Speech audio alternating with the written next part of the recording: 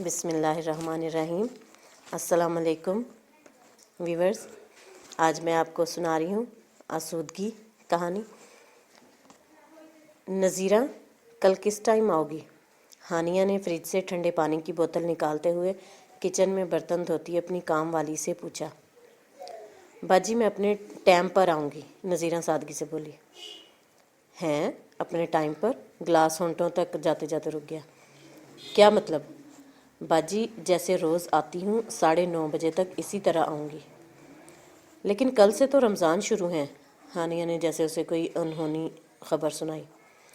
جی باجی، میں نے اپنی سب باجیوں سے کہہ دیا ہے کہ میں اپنے ٹائم پر ہی آؤں گی تاکہ میں بھی دوپہر تک فارغ ہو جاؤں، نذیرہ جیسے اس کی بات سمجھتے ہوئے بولی۔ نہ بابا نہ، میں تمہیں اتنی جلدی نہیں بلا سکتی، میں تو اٹھتی ہی 11 بجے ہوں۔ سحری کر کے فجر کی نماز پڑھ کر کچن سمیٹ کر لیٹتے لیٹتے اتنی دیر تو ہو جاتی ہے، میں تو 9 ساڑھے 9 بجے نہیں اٹھ سکتی، تم میرے پاس 11:30 12 بجے تک آنا، ہانیہ جیسے اسے اپنی مجبوری سنا رہی تھی۔ 12 بجے؟ باجی مجھے پھر بہت دیر ہو جائے گی، آپ کے کپڑے برتن صفائی سب ہی کام ہوتے ہیں۔ میں جس باجی کے ہاں 11 بجے جاتی ہوں وہیں مجھے 1 ڈیڑھ گھنٹہ لگتا ہے، پھر آپ کے گھر۔ باجی گرمی بہت ہے، پھر میرا بھی روزہ ہوگا، میرے لیے تو بہت مشکل، نذیرہ پریشانی سے کہہ رہی تھی۔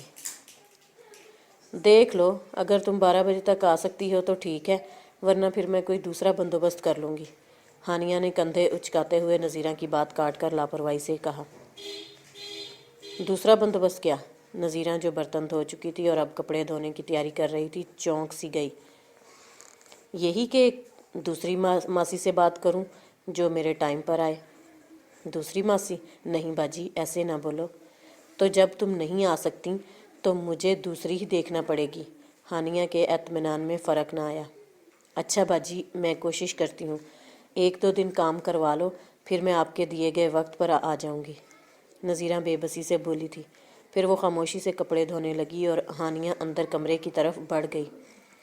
ہانیہ کے گھر کا کام چھوڑنے کا مطلب تھا 2,500 کی رقم سے ہاتھ دھونا، اور اس کے حالات ایسے نہیں تھے کہ وہ اس قسم کی عیاشی کر سکے۔ پہلے ہی قرضہ چڑھا ہوا تھا، جب تک دوسرا کام ملتا اس وقت تک مزید قرضہ چڑھ سکتا تھا۔ پھر ہانیہ سے ایک فائدہ یہ تھا کہ وہ تنخواہ ایڈوانس میں بھی دے دیتی تھی۔ اکثر مہینہ ختم ہونے سے پہلے ہی وہ ہانیہ کو اپنی مجبوریاں سناتی تو وہ تھوڑے پس و پیش کے بعد اسے رقم دے دیتی۔ ہانیہ کو بھی اس علاقہ میں آئے ہوئے ابھی صرف سال بھر ہی ہوا تھا۔ پچھلے سال وہ عید کے بعد یہاں شفٹ ہوئی تھی اور اس نئے محلے میں یہ اس کا پہلا رمضان تھا۔ اس کو ہمیشہ سے عادت تھی کہ سحری کر کے جو سوتی تو پھر 12 بجے ہی اٹھتی۔ اب تو بچوں کی بھی اسکول سے چھٹیاں تھیں تو اور بے فکری تھی، ورنہ جب اسکول جاتے تھے تو ان کو اسکول اور میاں کے دفتر روانہ کر کے وہ اطمینان سے لیٹ جاتی، ماسیوں کو بھی دیر سے بلاتی اور پھر جلدی جلدی جیسے تیسے کام سمیٹ کر ظہر کی نماز پڑھ کر دوبارہ سے اے سی چلا کر لیٹ جاتی، پھر عصر کی اذانوں کے ساتھ ہی اٹھتی۔ بھوک پیاس برداشت کرنا اس کے لیے ایک بڑا کٹھن مرحلہ ہوتا، بغیر کھائے اس سے کچھ کام بھی نہ ہوتا تھا، لہٰذا مزاج بھی ان دنوں اس کا کچھ چڑچڑا ہی رہتا۔ بچے بھی اس کی عادت سمجھتے تھے، لہٰذا الگ تھلگ ہی رہتے۔ ان کو علم تھا کہ اسے روزہ بہت لگتا ہے، لہٰذا روزے میں وہ کئی گھنٹے سو کر گزارتی اور اس بات پر وہ کچھ مغرور رہتی، کیونکہ عید کے بعد جب سہیلیوں اور کزنز کی آپس میں گپ شپ ہوتی اور بات رمضان کی عبادات کی ہوتی اور لوگ اپنے اپنے مشاغل جب بیان کرتے تو وہ بڑی مطمئن ہوتی کہ اگر اس نے زیادہ عبادت نہیں کی تو بیکار کی خرافات میں بھی نہیں پڑی۔ ٹی وی، نیٹ چیٹنگ اور میوزک، وہ ان سب سے پورے مہینے دور ہی رہی۔ سب حیران ہوتی کہ بھلا ٹی وی سے کیسے بچا جا سکتا ہے، اس کے بغیر تو زندگی کا کوئی تصور نہیں، تو وہ بڑے فخر سے کہتی کہ اس نے تو یہ مہینہ زیادہ تر آرام کر کے سو کر گزارا ہے۔ نماز ضرور وہ 5 وقت پابندی سے پڑھتی، ایک قرآن پاک بھی جیسے تیسے ختم کر لیتی۔ اس کے علاوہ روزے رمضان کے کیا تقاضے ہیں، اس سے وہ عمر کی 32 بہاریں دیکھ لینے کے باوجود بھی لا علم ہی تھی۔ رمضان المبارک کی پر نور ساعتوں کا آغاز ہو چکا تھا، ہر ایک کام کا معمول بدل چکا تھا۔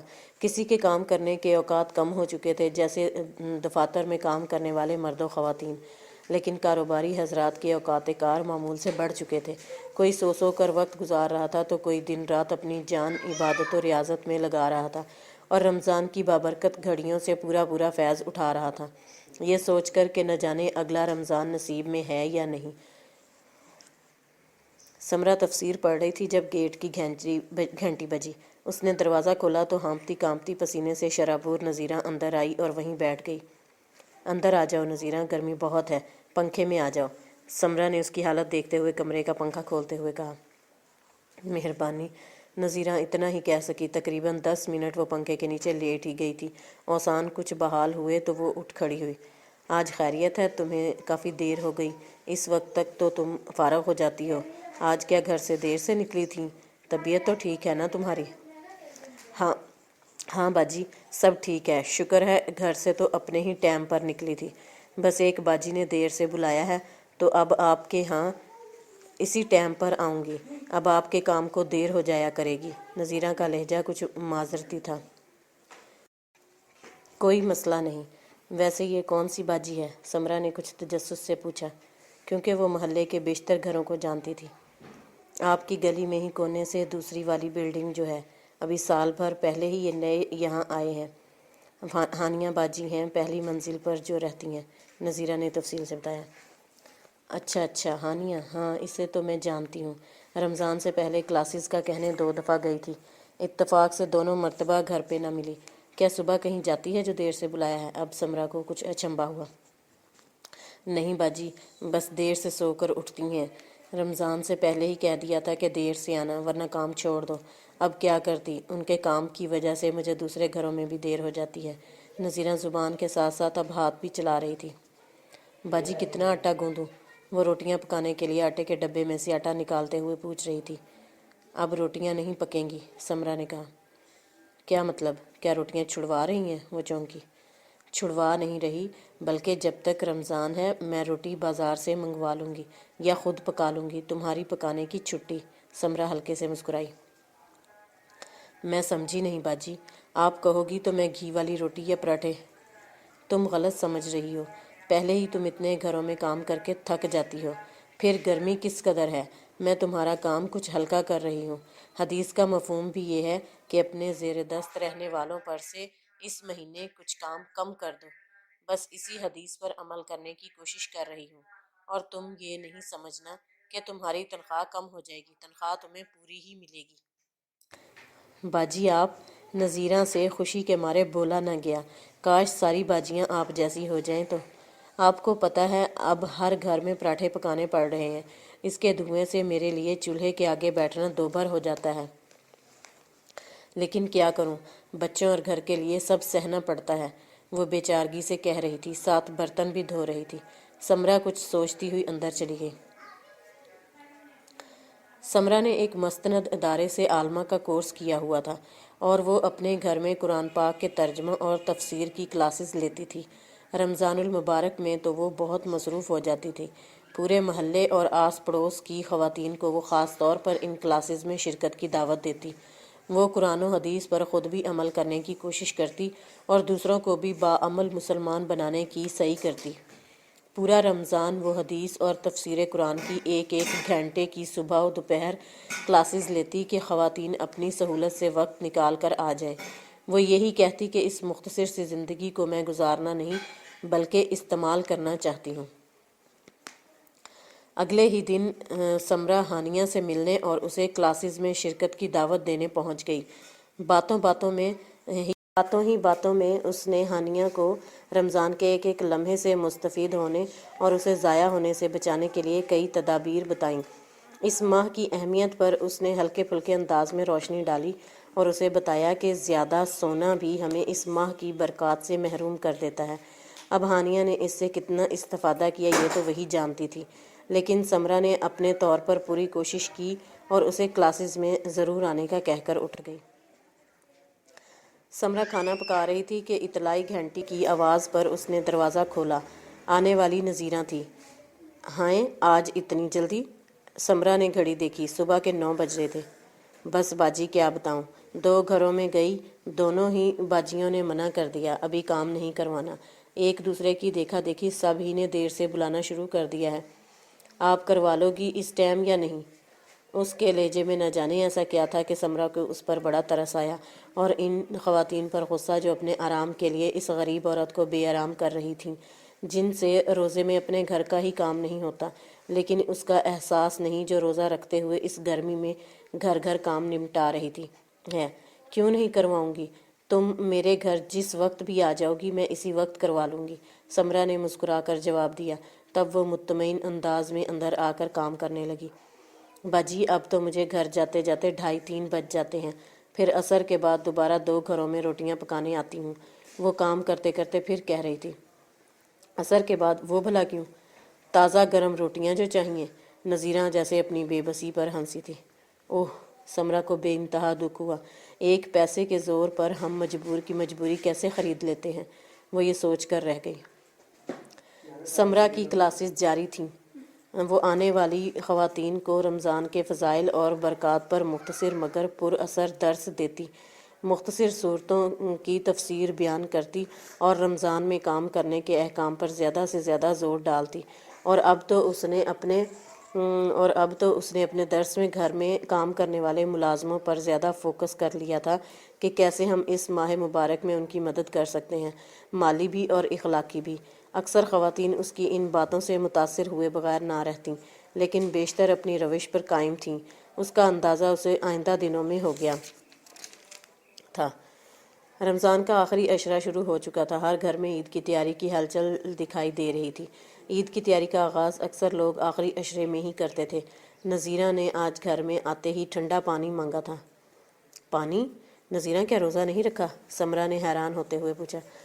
بس باجی کیا کہوں، شرم تو آتی ہے، لیکن اپنی مجبوری سناؤں گی تو شاید آپ بھی مان لو گی، نذیرہ ایک ٹھنڈی سانس بھر کر بولی۔ جواب میں سمرہ نے اسے سوالیہ نظروں سے دیکھا۔ 3 گھروں کی باجیاں اپنی گھر کی صفائیاں دھلائیاں کروا رہی ہیں۔ عید کی تفصیلی صفائی وہ کرواتی ہی آخری عشرے میں ہیں۔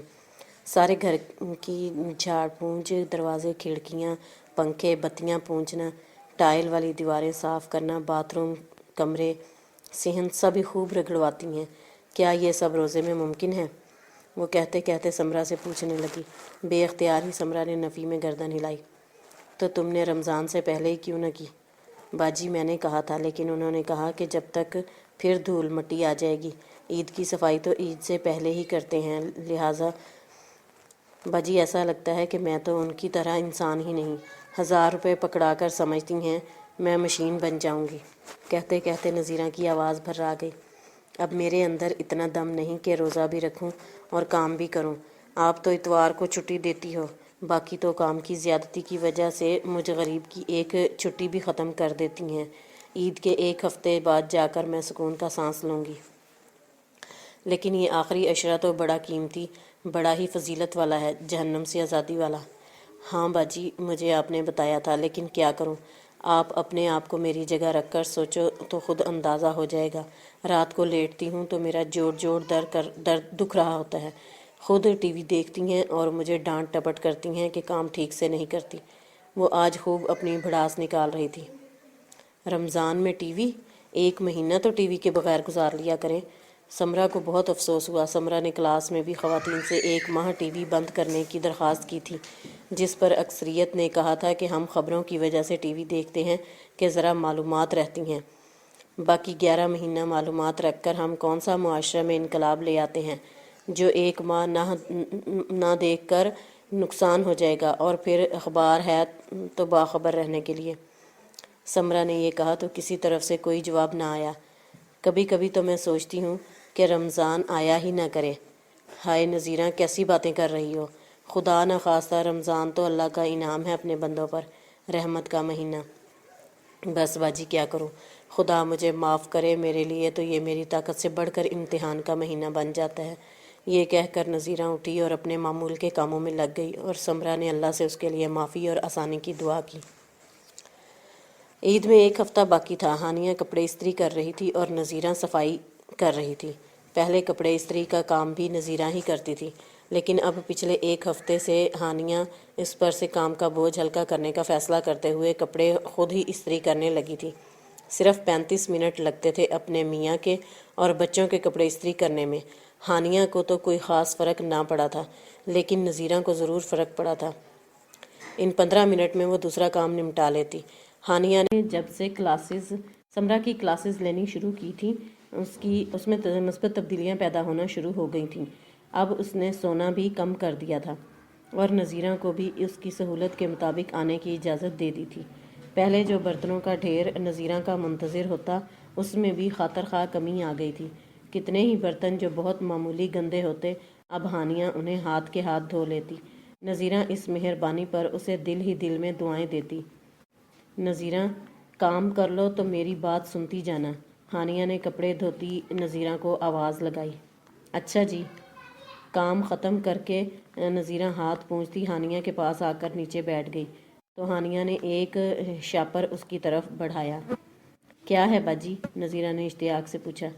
تمہارے اور بچوں کے کپڑے، عید کے لیے۔ ہائے سچ؟